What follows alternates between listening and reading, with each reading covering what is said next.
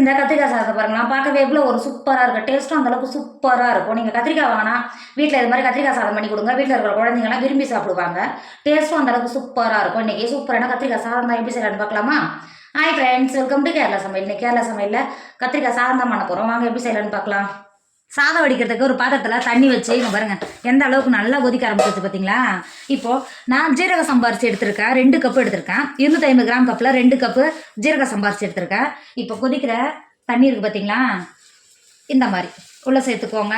இந்த மாதிரி சேர்க்கும்போது அரிசியில் இருக்கிற டார்ச்செல்லாம் வெளில வந்துடும். சாதம் நல்லா குழையாமல் உதிரியாக இருக்கும். நீங்கள் இந்த மாதிரி தண்ணி சேர்த்துட்டு கை வச்சு கழுவுற மாதிரி இந்த மாதிரி கரண்டியோ இல்லை ஸ்பூனோ வச்சு இந்த மாதிரி கலக்கி கொடுத்துக்கோங்க. அப்போ அரிசி எந்தளவுக்கு நல்லா கலர் மாறுது பார்த்தீங்களா. இப்போ அரிசியில் இருக்கிற டார்ச்செல்லாம் போயிடும். நமக்கு சாதம் வடிக்கும் போது உதிரியாக இருக்கும். இப்போ தண்ணியை வடிகட்டிட்டு நார்மல் வாட்டரில் ஒரு 2 வாட்டி நல்லா அரிசியை கழுவிட்டு தண்ணியை வடிகட்டி எடுத்துக்கோங்க.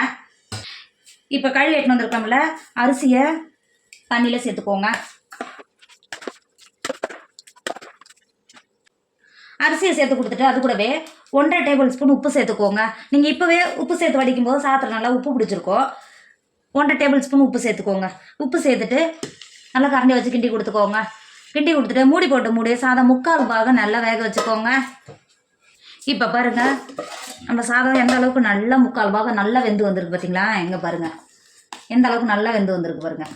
3/4 பாகம் வந்துட்டுனா இந்த மாதிரி எடுத்துகிட்டு இந்த மாதிரி உடச்சி பார்த்தா 3/4 பாகம் வெந்திருக்கணும், 1/4 வேகாத இருக்கணும். இது மாதிரி தான் இருக்கணும். இப்படி இந்த மாதிரி இருந்தால் தான் நம்ம சாதம் கிளறும்போது உதிரியாக இருக்கும். நீங்கள் எந்த சாதம் பண்ணாலும் இந்த மாதிரி தான் வடிக்கணும். அப்போ தான் நல்லா உதிரியாக இருக்கும், பார்க்குறதுக்கு நல்லா சூப்பராக இருக்கும். சாதம் 3/4 பாகம் நல்லா வெந்துடுச்சு. சாதத்தை வடிகட்டி எடுத்துக்கோங்க. இப்போ பாருங்கள் நம்ம வடித்து எடுத்த சாதம் எந்த அளவுக்கு நல்லா உதிரியாக இருக்குது பார்த்தீங்களா. இப்போ ஒரு 10 நிமிஷத்துக்கு மாற்றி வச்சுக்கோங்க. கத்திரிக்காய் சாதம் பண்ணுறதுக்கு இப்போ ஒரு மிக்சர் எடுத்துக்கோங்க. நான் 8 காஞ்சி மிளகாய் எடுத்துருக்கேன். இவ்வளோ சேர்த்துக்கோங்க. உங்கள் காரத்துக்கு அனுசரித்து காஞ்சி மிளகா சேர்த்து கொடுத்துக்கோங்க. ஒரு கைப்பிடி அளவு பூண்டு சேர்த்துக்கோங்க. 5-6 சின்ன வெங்காயம் சேர்த்துக்கோங்க. சேர்த்துட்டு மிக்ஸி மூடி போட்டு மூடி தண்ணி எதுவும் சேர்க்காம நல்லா அரைச்சி எடுத்துக்கோங்க.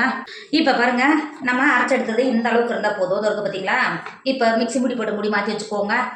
சாதம் பண்ணுறதுக்கு அடுப்பில் ஒரு பாத்திரம் வச்சுக்கோங்க. 2 டேபிள் ஸ்பூன் எண்ணெய் சேர்த்துக்கோங்க. எண்ணெய் சேர்த்து எண்ணெய் நல்லா சூடாயிடுச்சு. 1/4 டேபிள் ஸ்பூன் கடுகு சேர்த்துக்கோங்க. கடுகு சேர்த்து கடுகு நல்லா பொரிஞ்சு வந்துடுச்சு. 2 கொத்து காஞ்சி மிளகா உள்ள சேர்த்துக்கோங்க. கட் பண்ணிவிட்டு காஞ்சி மிளகா சேர்த்து காஞ்சி மிளகா நல்லா பொரிஞ்சு வந்துடுச்சு. ஒரு கொத்து கருவேப்பிலை சேர்த்துக்கோங்க. கருவேப்பிலை சேர்த்து கொடுத்துட்டு மீடியம் சைஸ் ஒரு வெங்காயத்தை நீல வாக்கில் கட் பண்ணி வச்சுருக்கேன். புள்ள சேர்த்து கொடுத்துக்கோங்க. அது கூடவே 1 டேபிள் ஸ்பூன் இஞ்சி பூண்டு பேஸ்ட் சேர்த்துக்கோங்க. 1/4 டேபிள் ஸ்பூன் உப்பு சேர்த்துக்கோங்க. நம்ம சாதத்துக்கு உப்பு சேர்த்துருக்கோம். 1/4 டேபிள் ஸ்பூன் உப்பு சேர்த்துக்கோங்க. சேர்த்துட்டு 10 நிமிஷத்துக்கு நல்லா வதக்கிக்கோங்க. 10 நிமிஷம் வதங்கும் போது நல்லா இஞ்சி பூண்டு பச்சை வடையெல்லாம் போய் நல்லா வதங்கி வந்துடும். வதக்கிக்கோங்க. அளவுக்கு நல்லா வதங்கி இஞ்சி பூண்டு பச்சை வடையெல்லாம் போயிடுச்சு. இப்போ நம்ம ஏற்கனவே மிக்சியில் அரைச்சி எடுத்து வச்சுக்கோம்ல, மசாலாவை உள்ளே சேர்த்துக்கோங்க. சேர்த்து கொடுத்துட்டு 1 டேபிள் ஸ்பூன் மல்லித்தூள் சேர்த்துக்கோங்க.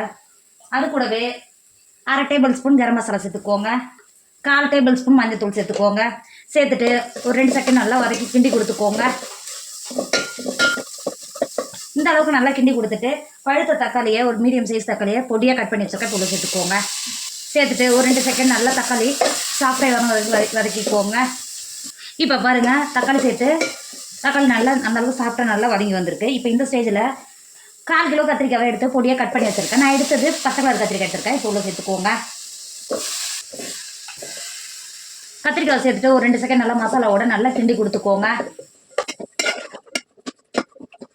நல்லா கிண்டி கொடுத்துட்டு ஒரு 10 நிமிஷத்துக்கு எண்ணெயிலே நல்லா தண்ணி எதுவும் சேர்க்காமலே கத்திரிக்காய் நல்லா வேக விடுங்க.